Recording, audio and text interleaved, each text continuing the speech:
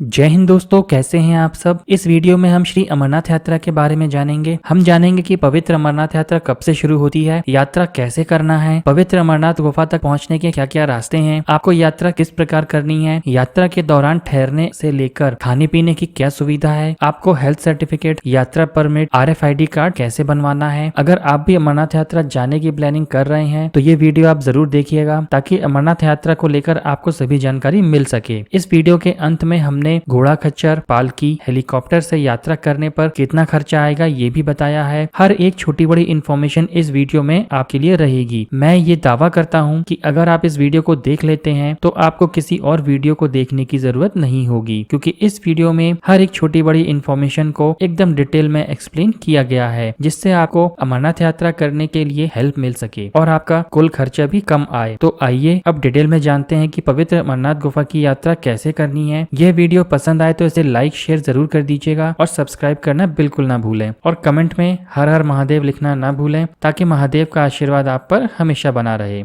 हर हर महादेव, जय बाबा बर्फानी। चलिए करते हैं वीडियो को शुरू। आइए चलते हैं बाबा बर्फानी अमरनाथ की यात्रा पर। दोस्तों, सबसे पहले बात करते हैं कि अमरनाथ यात्रा की शुरुआत कब होती है। अमूमन ये यात्रा हर साल जून के अंत से लेकर अगस्त के मध्य तक चलती है। अब बात करते हैं कि आपको अमरनाथ कैसे पहुंचना है। अमरनाथ जी की यात्रा के लिए सबसे पहले आपको जम्मू पहुंचना होता है, क्योंकि जम्मू ही इस यात्रा का बेस पॉइंट है। जम्मू पहुंचने के लिए दिल्ली से डायरेक्ट बस की सुविधा उपलब्ध होती है। आप चाहे तो उधमपुर, श्रीनगर, कटरा रेलवे स्टेशन भी आ सकते हैं, लेकिन आप जम्मू तवी रेलवे स्टेशन पर उतरना प्रेफर करें, क्योंकि जम्मू तवी रेलवे स्टेशन से ही आपका सारा काम हो जाएगा। इसके अलावा अगर आप फ्लाइट से आना चाहते हैं तो आप जम्मू तवी एयरपोर्ट और श्रीनगर एयरपोर्ट भी आ सकते हैं। अब बात करते हैं यात्रा रजिस्ट्रेशन को लेकर। अमरनाथ यात्रा के लिए आपका यात्रा रजिस्ट्रेशन होना जरूरी है और आप रजिस्ट्रेशन ऑनलाइन और ऑफलाइन भी अप्लाई कर सकते हैं। आइए सबसे पहले बात करते हैं कि ऑनलाइन रजिस्ट्रेशन कैसे कराना है। हर साल अप्रैल माह से अमरनाथ यात्रा का ऑनलाइन रजिस्ट्रेशन शुरू हो जाता है। रजिस्ट्रेशन कराने के लिए आपको श्री अमरनाथ जी shrine.com वेबसाइट पर जाकर रजिस्टर कर लेना होता है। वेबसाइट का लिंक डिस्क्रिप्शन बॉक्स में दे दिया गया है। अगर आपका अमरनाथ जाने का प्लान एकदम कंफर्म है तो आप रजिस्ट्रेशन शुरू होते ही जल्दी से जल्दी अपनी बुकिंग करवा लें। इस यात्रा को करने के लिए आपको मेडिकल सर्टिफिकेट बनवाना अनिवार्य होता है। इसी वेबसाइट से आप एक परफॉर्मर डाउनलोड करके किसी भी सरकारी डॉक्टर से अपनी मेडिकल सर्टिफिकेट बनवा सकते हैं। लिस्टेड हॉस्पिटल के अलावा किसी अदर हॉस्पिटल का हेल्थ सर्टिफिकेट वैलिड नहीं होता है। सही मायने में अगर आपका ऑनलाइन रजिस्ट्रेशन हो चुका है तो आपको जम्मू से डायरेक्ट भगवती नगर पहुंचना होता है। भगवती नगर जम्मू रेलवे स्टेशन से 5 किलोमीटर की दूरी पर है और ऑटो वाला 10 मिनट में 30 से 40 रुपए लेकर आपको यहाँ पर ड्रॉप कर देगा और यहाँ पर एंट्री के लिए आधार कार्ड और आपका रजिस्ट्रेशन दिखाना होगा। यहाँ पर सबसे पहले वेरिफिकेशन होगा, फिर KYC होगा, फिर उसके बाद आपको फाइनली RFID कार्ड मिलेगा। फिर उसके बाद आपको पहलगाम या बालटाल के लिए बस का टिकट लेना होगा। यात्रा परमिट बनवाते समय आपसे पूछा जाता है कि आपको अपनी यात्रा बालटाल से शुरू करनी है या पहलगाम से शुरू करनी है। तो इस तरह आपका पूरा प्रोसेस कंप्लीट हो जाएगा। चलिए दोस्तों, आगे बढ़ने से पहले बात कर लेते हैं खाने पीने की। बाबा भोलेनाथ के आशीर्वाद से आपको पूरी यात्रा के दौरान खाने पर आपका 1 रुपए भी खर्च नहीं होने वाला है, क्योंकि हर जगह पर श्राइन बोर्ड और NGO की तरफ से निःशुल्क लंगर चलाया जाता है। चाहे वो भगवती नगर हो, चाहे बालटाल हो, चाहे पहलगाम हो, जम्मू हो, सरस्वती धाम हो या फिर बाबा बर्फानी गुफा का मंदिर हो, हर जगह खाने पीने की निःशुल्क व्यवस्था करवाई जाती है। इसके अलावा जैसे ही आप जम्मू में एंटर होते हैं तो आपका प्रीपेड सिम चलना बंद हो जाएगा, उसका नेटवर्क बिल्कुल भी नहीं आएगा। तो आपको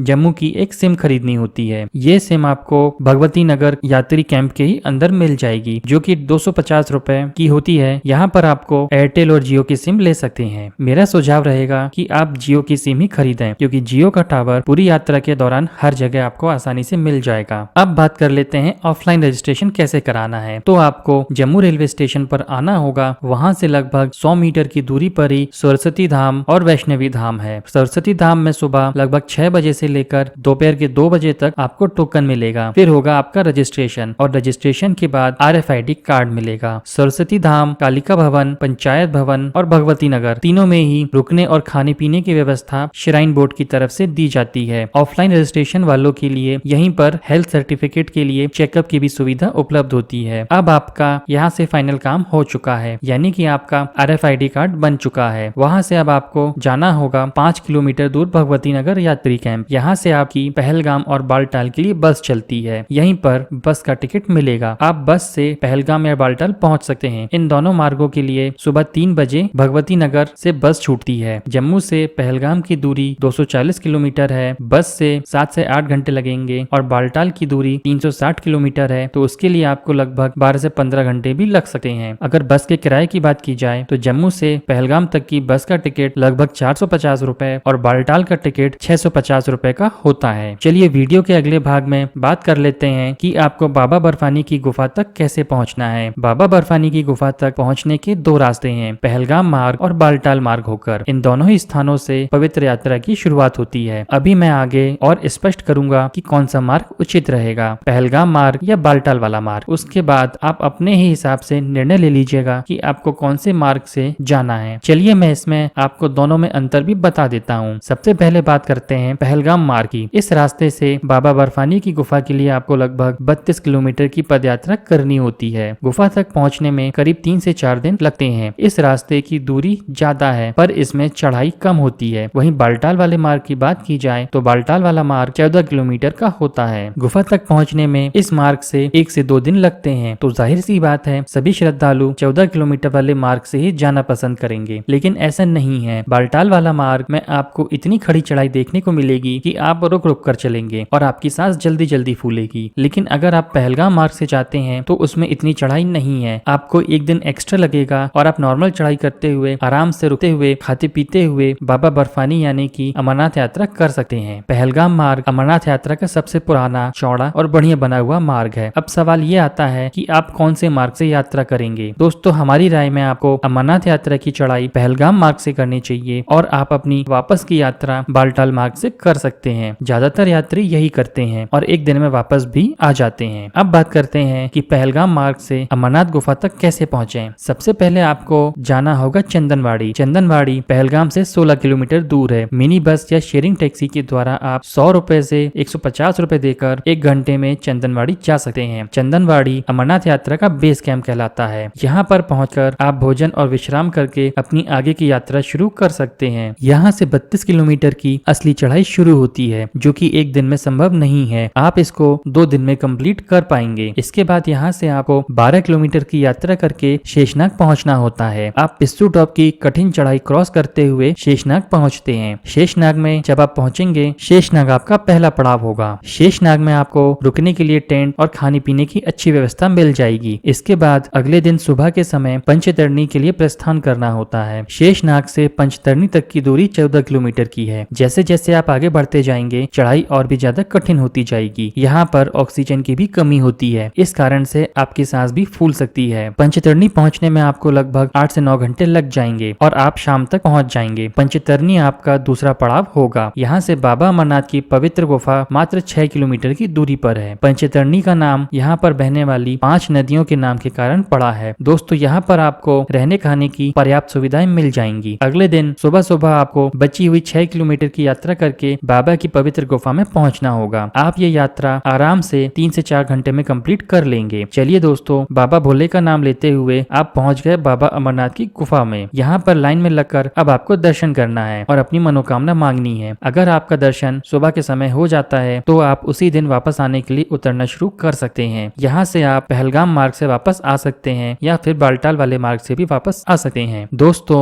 बालटाल मार्ग से वापस आने का ये फायदा है कि आप एक ही दिन में एक तरफ की यात्रा पूरी कर लेंगे। वापस यात्रा के समय जहाँ यात्री कैंप है उसी के पास से ही एक टिकट काउंटर बना हुआ है, तो वहाँ जाके आप जम्मू तक का बस का टिकट निकलवा लीजिए। चलिए दोस्तों, वीडियो के अगले सेक्शन में बात कर लेते हैं कि आप घोड़े पालकी या हेलीकॉप्टर से बाबा के दर्शन करना चाहते हैं तो वो आप कैसे करेंगे। तो सबसे पहले बात करते हैं पहलगाम मार्ग की। दोस्तों यहाँ पर घोड़े खच्चर आपको अमरनाथ बाबा तक पहुँचने और वापस आने के लिए 7 से 9 हजार रुपए लेते हैं। वहीं पालकी का किराया लगभग 25,000 से 28,000 रुपए तक होता है। इसके अलावा आप हेलीकॉप्टर से भी जा सकते हैं, जिसका 1 साइडेड किराया 2800 रुपए के लगभग होता है। हेलीकॉप्टर की बुकिंग श्री अमरनाथ जी की shrine.com वेबसाइट से की जाती है। चलिए आगे बात करते हैं बालटाल वाले मार्ग के लिए। तो इस रास्ते से जाने के लिए आपको घोड़े खच्चर का किराया 6,000 6,000 से 8,000 और पालकी का किराया 16,000 से 20,000 रुपए तक होता है। अगर आप पैदल नहीं चलना चाहते और आप अपनी पूरी यात्रा घोड़े, खच्चर या पालकी से ही करना चाहते हैं तो आपके लिए सबसे बेस्ट सजेशन ये होगा कि आप अपनी यात्रा बालटाल वाले मार्ग से करें, क्योंकि यहाँ पर आपको चढ़ना नहीं होगा और आपको इसमें थकावट भी नहीं होगी। और अगर आप पहलगाम मार्ग से पैदल यात्रा करना चाहते हैं तो आप अपना टोटल ट्रिप 7 से 8 दिन का बनाकर चलें, और वहीं अगर आप बालटाल मार्ग से पैदल यात्रा करना चाहते हैं तो आप अपना ट्रिप 4 से 5 दिन का जरूर बनाकर चलें। इसके अलावा आपको जगह जगह पर टेम्परेरी बाथरूम देखने को मिल जाएंगे। आप रात में जहाँ भी स्टे करेंगे वहाँ पर नहाने के लिए 50 रुपए देकर 1 बाल्टी गर्म पानी ले सकते हैं। अब बात करते हैं कि आपको अपने साथ क्या क्या लेकर जाना होगा।